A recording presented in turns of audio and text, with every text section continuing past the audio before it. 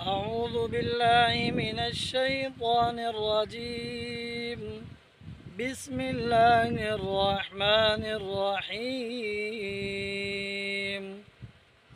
أفلا ينظرون إلى الإبل كيف خلقت وإلى السماء كيف رفعت وإلى الجبال كيف نصبت وإلى الأرض كيف سطحت فذكر إنما أنت مذكر لست عليهم بمسيطر إلا من تولى وكفر فيعذبه الله العذاب الأكبر إن إلينا إيابهم ثم إن علينا حسابهم.